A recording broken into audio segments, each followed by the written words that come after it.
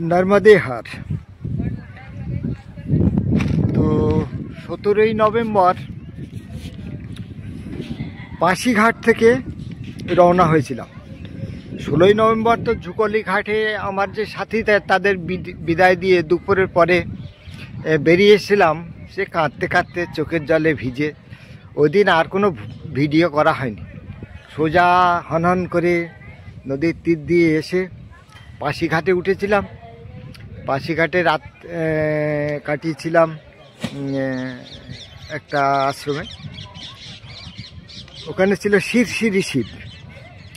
তো মন এতই খারাপ ছিল যে কোনটা কি, কোন ভিডিও কোথায়, কোন এসবগুলো আর আলাদা করা হয়।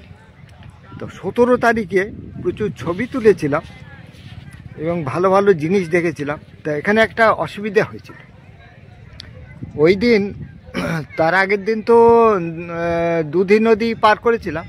দুধি নদী পার করার সময় ওখানে অনেকগুলো কাহিনী আছে, সে কাহিনীগুলো বলবো ধীরে ধীরে। তো দুধি নদী পার করে তারপরে পড়ার কথা ছিল অঞ্জনী সঙ্গম। তো অঞ্জনী সঙ্গমটা আমি বুঝতে পারিনি, কারণ অঞ্জনী নদী ওখানে কিন্তু শুকনো একটা নালার মতো, তার কোনো ধারাই নর্মদাতে যাচ্ছে না এই সময়, একমাত্র বর্ষাকালে চালু থাকে। তা আমি অঞ্জনী নদী বুঝতে পারিনি, যার জন্য সান্ডিয়া ঘাটে আর দাঁড়ানো হয়নি। তো সান্ডিয়া ঘাটটা অত বড় ঘাট, চোখের সামনে দিয়ে পার হয়ে গেলাম। আমার গোত্রকার শাণ্ডিল্য ঋষি, তো তার তপস্থলী, ওখানে একটা যজ্ঞকুণ্ডও আছে। তো সান্ডিয়া ঘাটের কাহিনীটা একটু বলে রাখা যায়। শাণ্ডিল্য ঋষির তপস্থান, ওখানে একবার একটা যজ্ঞ হয়েছিল। তো যজ্ঞের জন্য যিনি যার আসার কথা ছিল তিনিও একজন মহাশক্তিধর ঋষি, তিনি আসতে পারেননি, দেরি হয়েছিল। তো তখন তার আসনে, তাদের সময় চলে যাচ্ছিল, তার আসনে একটা কুশ ঘাস তার আসন স্বরূপ রেখে দেওয়া হয়েছিল, দিয়ে তারপরে যজ্ঞ করা শুরু হয়েছিল। তো পরবর্তীকালে যে ঋষির আসার কথা ছিল তিনি এসে দেখলেন যে যজ্ঞ শুরু হয়ে গেছে। তো সেই কুশ ঘাসের ওখানেই, সেই যজ্ঞ কুণ্ড থেকেই বা এই সংক্রান্ত কোনো ব্যাপার আছে, ওখানে শাণ্ডিল্য ঋষির আবির্ভাব হয়। তার পত্নীর নামও শাণ্ডিল্যী। তারা দুজনেই সারা জীবনই জপ তপ ইত্যাদির মাধ্যমে কাটিয়েছিল। তো সেই পবিত্র শাণ্ডিল্য ঘাটে আমার কিন্তু আশ্রম বা ইত্যাদি দেখা হয়নি, সেটা মনের মধ্যে একটা আফসোস থেকে গেছিলো। সেটা কারণ ওই অঞ্জনী নদী আমি চিনতে পারিনি। হ্যাঁ, তো সঙ্গম পার হয়ে তারপর যাব সান্ডিয়া ঘাট। তো তাহলে এইভাবে এগিয়ে গেছিলাম। ওদিন একটা শ্মশান ঘাটে শবদাহ দেখেছিলাম। তা সেসব ভিডিওগুলো সব হারিয়ে গেছে। তো যাই হোক, যা হারিয়ে গেছে, যেটা নেই সেটা তো বলে লাভ নেই। তো 17 তারিখে ওখান থেকে এগিয়ে গেলাম বুদনি ঘাট। এই বুদনি ঘাটে ছিল একটা শিব মন্দির। শিব মন্দিরটার নাম হচ্ছে বনখণ্ডী শিব। বুদনি ঘাটটাও ভালো, ওর পাশ দিয়ে একটা নর্মদা মায়ের উপর দিয়ে একটা সেতু গেছে, তার উপর দিয়ে গাড়ি টাড়ি যাতায়াত করে। তো ওখানে মা রেবা মন্দির আর বনখণ্ডী শিব আছে। তা বনখণ্ডী শিবের ছবি নিয়েছি। এইভাবে ওখান থেকে আরও এগিয়ে গেলাম, গিয়ে অনেক দূর হাঁটলাম সেলবাড়া, তারপরে মাছা রাধাকৃষ্ণ মন্দিরে গিয়ে সেখানে আশ্রয় নিলাম রাত্রিবাস। 17 তারিখটা এইভাবে কেটে গেল। দীর্ঘ পথ হাঁটা হলো, মনের মধ্যে একটা আফসোস রয়ে গেল যে দেখা হলো না আমার ওই সান্ডিয়া ঘাট, শাণ্ডিল্য ঋষির আশ্রমে। 18 তারিখ সকাল 7টার সময় মাছা নদী থেকে, মাছা গ্রাম থেকে বেরোলাম। বেরিয়ে অনেকটা পথ হাঁটলাম। কুবজা নদী পড়লো, কুবজা সঙ্গম পড়লো, তারপরে ভানপুর পড়লো, ভাটগাঁও পড়লো, রেবা বনখেড়ি পড়লো। সেই রেবা বনখেড়িতে দুপুরবেলা ভান্ডারায় প্রসাদ পেলাম। ভাবলাম এখানেই থেকে যাব, কিন্তু সেখানে থাকা হয়নি।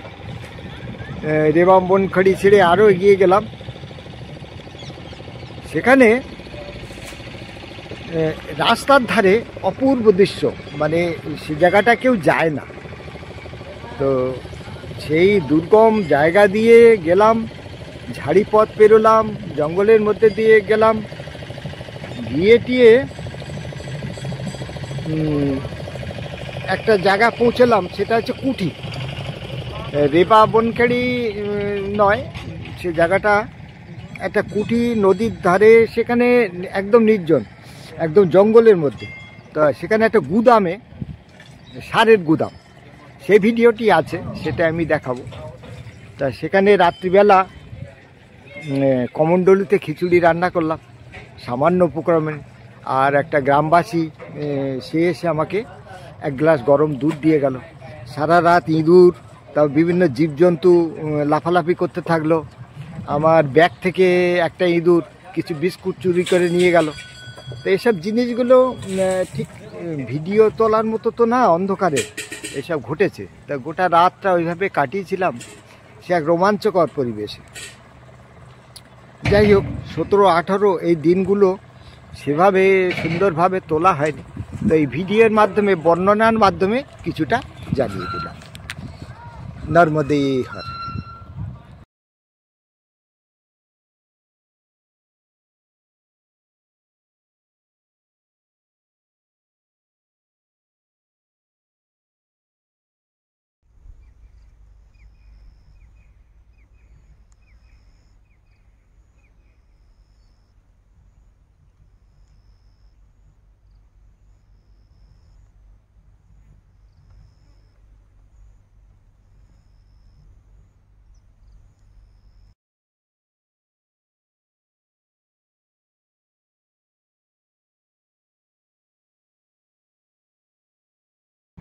तो ये आपको घर में कितना बाल बच्चा है?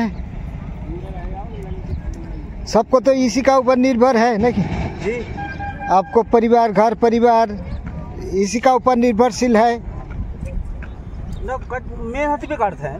अच्छा, मेहनत भी करते हैं ऊपर की। अच्छा अच्छा, मेहनत भी करते हैं।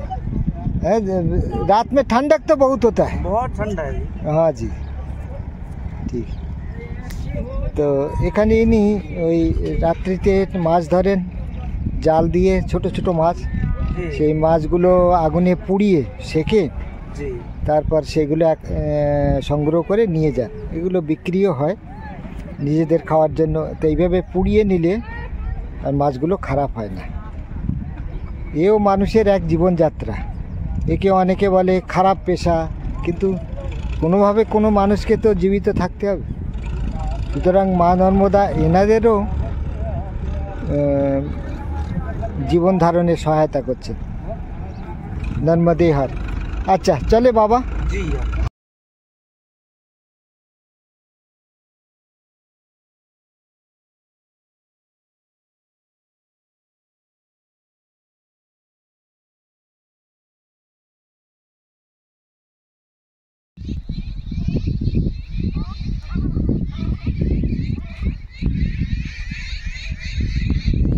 হাঁসের ঝাঁক উড়ে যাচ্ছে।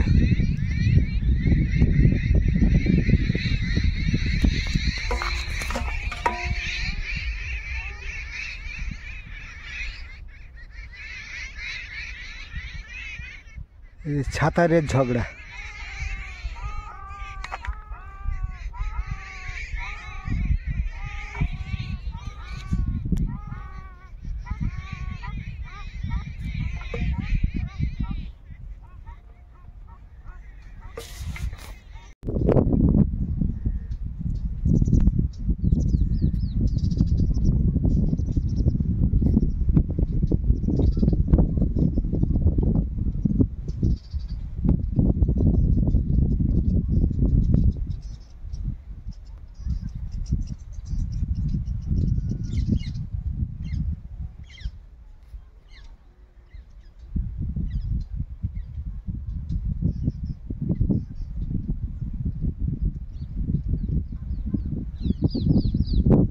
ওরা দুজনও আমাকে দেখছে।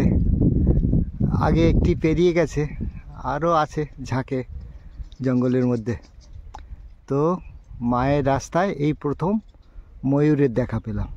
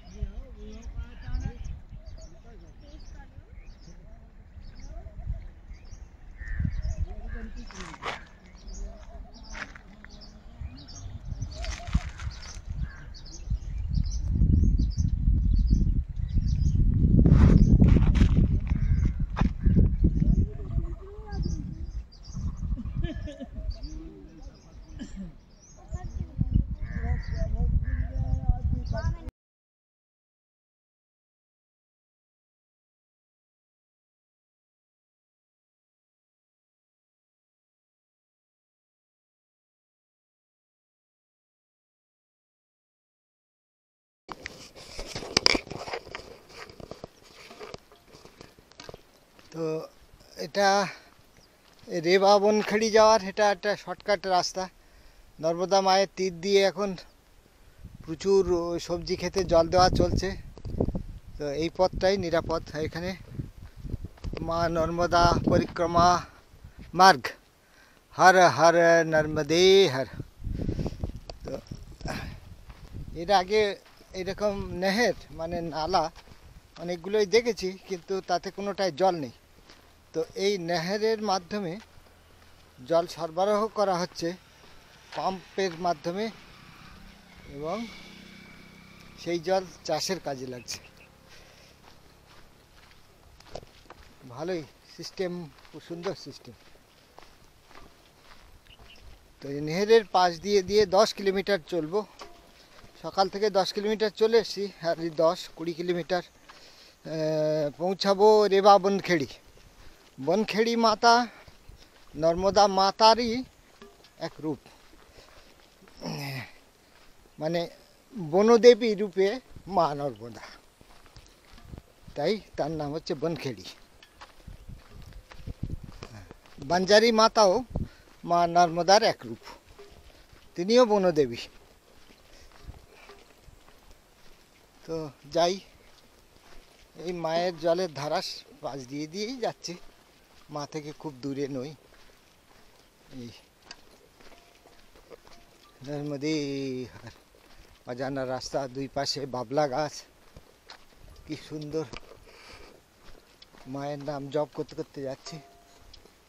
এবড়ো খেবড়ো রাস্তা, মোটর সাইকেল আসছে, মোটর সাইকেল আর ট্রাক্টর এ দুটো যেতে পারে, অন্য গাড়ির পক্ষে নয়। আর মাছরাঙা বাবাজি খাপ পেতে বসে আছে। নর্মদে হ্যাঁ, দুপাশে ঝাড়ি পথ।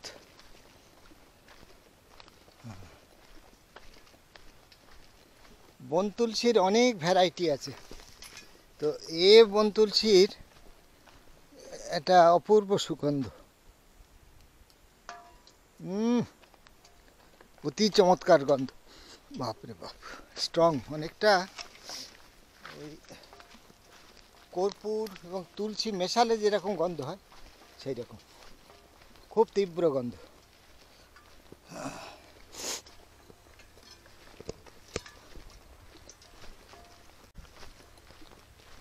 পথটা ছায়া ঘেরাই হবে, কখনো কখনো রোদ্দুর হবে, কখনো কখনো ছায়াতে একটু ঠান্ডা ঠান্ডা লাগছে, আর রোদ্দুরে চচ্চড়ে গরম।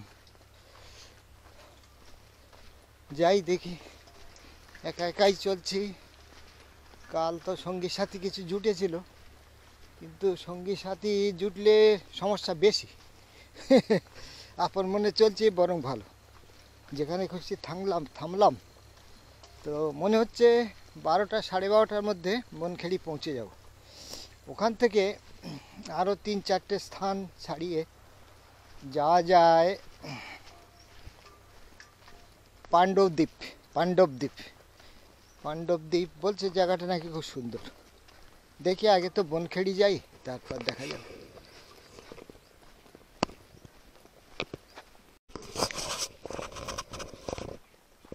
নর্মদে হর। এখন সূর্যদেব মাথার উপরে গনগন করছে, মনে হচ্ছে যেন একটা অগ্নিগোলক। আর সকালে সমস্ত সেই ঠান্ডা শীতলতা যাকে বলে সেটা তো একদমই গায়েব। আর এই রোদ জ্বলে হাতের রং একদম তামাটে হয়ে গেছে। তামাটে না, ঠিক ওই ল্যাটেরাইট মাটির মতো এরকম হয়ে গেছে। তো তাতে একটা সুবিধা হচ্ছে, প্রথম প্রথম যখন রোদ্দুর লেগে চামড়ায় একটা রিয়াকশান হচ্ছিল, তো চামড়ায় জ্বলন, একটু খুজলি, চুলকানি এরকম হচ্ছিল, খোস টোসও উঠছিল। এখন সেগুলো বন্ধ হয়ে গেছে, মানে অতিরিক্ত মেলানিন জমার ফলে এগুলো শক্ত হয়ে গেছে। এখন সূর্যরশ্মিকে খানিকটাই প্রতিরোধ করতে পারছে। তো মজার কথাও মনে হয় যে একসময় আমি ফর্সা ছিলাম খুবই, তো এখন তো আর সেই ফর্সা তেল চুকচুকে ফর্সা সে চেহারা তো আর দরকার নেই। প্রয়োজন ফুরিয়ে গেছে। কোনো নতুন রাজকন্যা বা কোনো সুন্দরী অতীব সে পছন্দ করবে একদম এরকম জামাই জামাই ভাব, সেরকম তো আর নেই। এখন মায়ের রাস্তায় এই রং সব ঠিকঠাক আছে। প্রচণ্ড তাত। তো এ দেখে একটা কবিতা পুরানো মনে হচ্ছে। কি হচ্ছে, मेरा लाल को लाली में देखकर मैं भी हो गई लाल। তো এ কোন এক সাধকেরই উক্তি। তো এর অর্থ হলো যে আমার প্রেমিকের সেই অপরূপ সৌন্দর্য দেখে আমিও যেন উজ্জ্বল হয়ে উঠছি, নর্মদে উজ্জ্বল রক্তবর্ণ হয়ে উঠেছি। তা ঠিক নয়, তবে কতকটা তো বটে। সূর্যের তাপে ওরে বাবা, এই জায়গাটা মনে হচ্ছে যেন স্বর্গ। একটা বট গাছ আছে, আর এইখান দিয়ে একটা রাস্তা পাস করেছে। তো এখানে বসবো, একটু জিপিএস দেখে নেব। ওরে বাবা, মনে হচ্ছে যেন স্বর্গে এলাম। অসাধারণ সুন্দর এই নেহেরের রাস্তা, মানে জ্বালিয়ে পুড়িয়ে দেওয়ার রাস্তা। আচ্ছা, এখানে বসি মিনিট 10। এখানে কোনো গ্রাম ট্রাম নেই, এই মাঝে মধ্যে দুটো একটা খাবার বাড়ি আছে। গ্রাম পিছনে দূরে ছোট ছোট গ্রাম আছে, অনেক দূরে। ঠিক আছে, এখানে একটু জিরিয়ে নিই। কমণ্ডলুর যে জল, তা সেটা তা ঘোলা জল, খেতে ইচ্ছা করছে না, তাও হয়তো ওইটাই খেতে হবে। দেখি কটায় পৌঁছাই। বনখেড়িতে পৌঁছে বিশ্রাম নেব, তারপর বিকেলের দিকে যদি সম্ভব হয় একটু এগোবো, আর না হলে বনখেড়িতেই থেকে যাব। আজ দুপুরে 2:30 নাগাদ বনখেড়ি এই গ্রামে রামজানকী মন্দিরে এখানে এসেছিলাম। এখানে এই ভদ্রলোক এনার রওনা হওয়া আছে নর্মদা পরিক্রমে গাড়িতে করে। তো এখানে এই ভান্ডারা চলছিল, এই ভান্ডারায় আমি অংশগ্রহণ করতে পেরে খুব ভালো লাগলো। তো দুপুরটা কাটালাম এখানে এই সবার সাথে। এখন রওনা হয়ে যাব মায়ের তীর ধরে নর্মদে হার।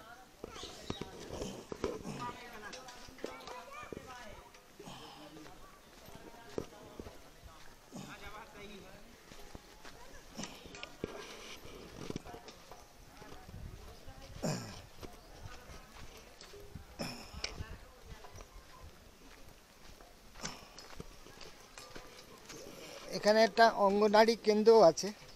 তো আমি আশা করেছিলাম রাত্রে এই মন্দিরে থাকবো, কিন্তু মন্দিরে যে সাধু বাবা আছেন তিনি এখন নেই, কখন আসবেন ঠিক নেই।